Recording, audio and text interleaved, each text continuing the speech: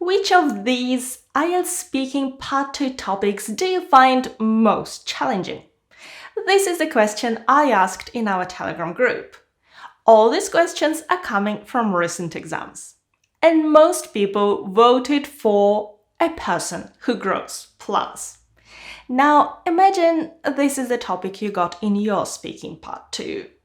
What would you say? And how to answer part 2 when you don't know much about the topic?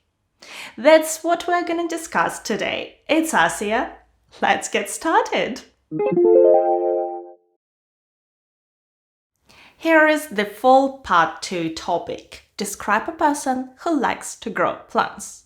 You should say who the person is, how you know the person, what type or types of plants he or she grows, and explain why growing plants is important for this person. It seems there are two main problems for those of us who have grown up in cities and lost touch with nature. I can't say much about plants, especially in English, and I don't know anyone who grows plants. If you're one of us, don't worry. Read the topic again. Describe a person who likes to grow plants. We need to talk about a human being, not plants. Read the first 2 bullet points out of 4. Who the person is, how you know this person. So around half of my part 2 talk can be about a person I know. I will need to mention something about plants, but I don't have to say that much about them until the 3rd bullet point that specifically asks me about the types of plants he or she grows before explaining the importance of plant growing to this person. In other words, almost half of the time, I and you don't have to show much plant knowledge at all, and even then, you don't have to pretend to be an expert on the subject. Remember that IELTS is not a test of subject specialist knowledge. If you know some topic-specific vocabulary, this is great. By all means, add it, use it. But if you don't, try to work around it.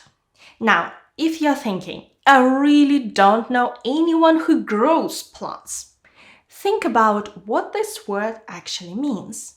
What kind of plants could we discuss?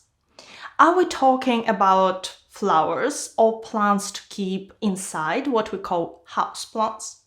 Maybe you have a friend who killed a cactus by not watering it enough. I have. Or perhaps someone grows flowers in their garden or fruit and vegetables. Or have someone planted a tree, or maybe you know a farmer. You see how our topic can be seen from different angles, and it's a question of adapting the topic to our knowledge and experience. And remember, it asks us to mention which plants he or she grows. That's it. There is no need to go into great detail about how plants are grown if you don't want to. Now, how can you give a good answer to a difficult question? There are a number of strategies, and I talked about some of them in my other videos and more in depth in my courses. But in today's lesson, the strategy is this. Describe each bullet point in a separate paragraph. This strategy can help you when you don't know much about the topic. I've prepared a 2-minute sample answer to our question, but I decided not to give this long 2-minute speech. Instead, let's look at the sample answer paragraph by paragraph. First, I need to describe this person and give some general information about him or her, such as their gender, age, marital status, and occupation. Can you spend 30 seconds on this? I bet you can. In the first sentence, don't forget to address the main task directly. I'm going to talk about a neighbor of mine who is a keen gardener and in fact grows his own vegetables and some beautiful flowers. He's quite old. He must be in his early 70s, I imagine. But he's very fit and active for his age. He's retired and lives with his wife, who's a really nice lady. Notice that we already have a mention of the fact that he likes to grow plants. He is a keen gardener. Keen means very enthusiastic.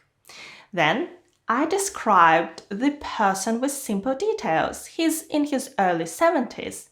This is a natural phrase to guess someone's age. We can say in his mid-70s or late 70s. What else? Yes, physical attributes.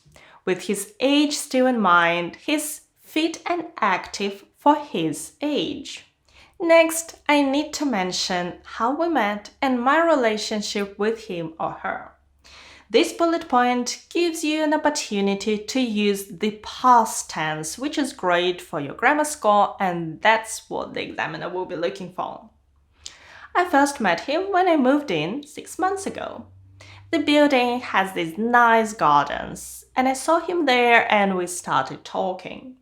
I told him I knew nothing about gardening and that I simply don't have green fingers, and he laughed and said that he would give me a few tips.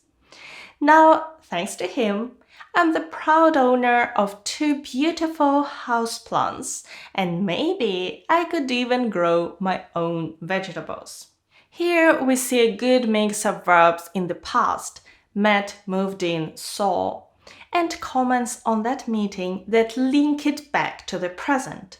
Now I'm the proud owner. I could even grow. And there is my mention of houseplants. You can also call them indoor plants. Of course, the opposite of indoors is outdoors. So you can talk about outdoor or garden plants. I could have described my friend as someone who likes to spend all day outdoors in the garden. In IELTS speaking, it's very important to show you can use collocation or words that come together. Here we see give tips, be the proud owner of, or grow my own. Simple but very effective. And I also used a common idiomatic expression which describes our natural talents with plants and flowers.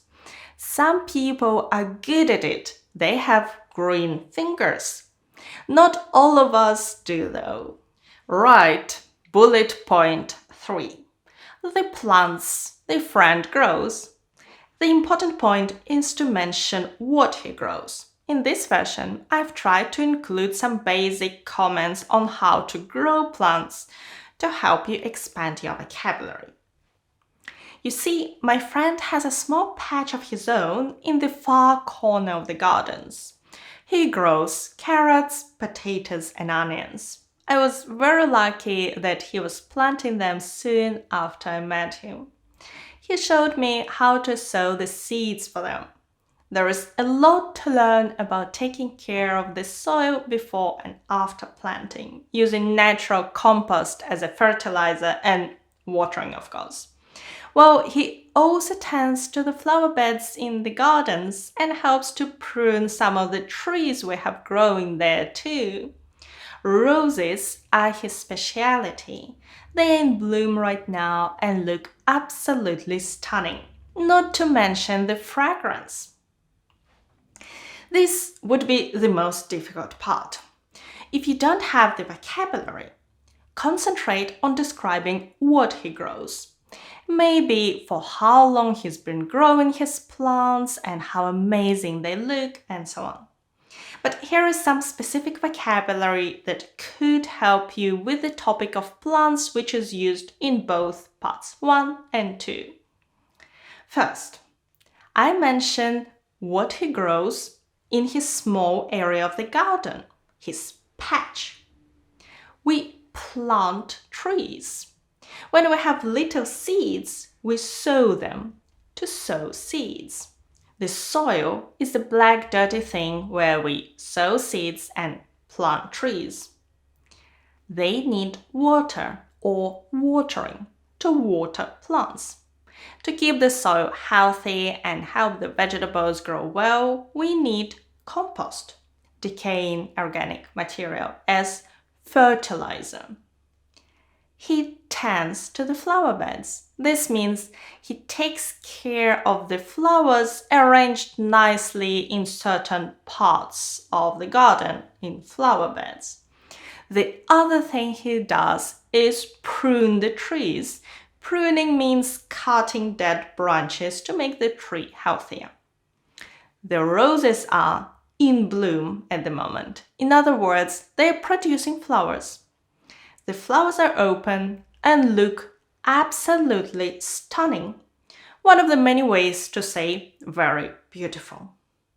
Roses have an incredible fragrance, or if you prefer, a pleasant smell. On to bullet point 4, the all-important explain part. It gives you the chance to impress the examiner with more complex language. I asked him if all this was just a hobby or whether he did this to save some money on food.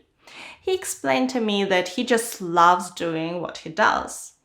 But he's also a firm believer in eating natural, organically grown food. He never buys vegetables from the supermarket because they're kept in storage for ages and artificially treated to look fresh. Since you told me that, I started thinking a lot more about what I eat. As for the roses, I think he just enjoys the creativity it involves. Well, this is pretty complex grammar with some good linking words. When, but, because, since. Notice again how words combine, collocations. He's a firm believer in something, and that something is eating natural, organically grown food.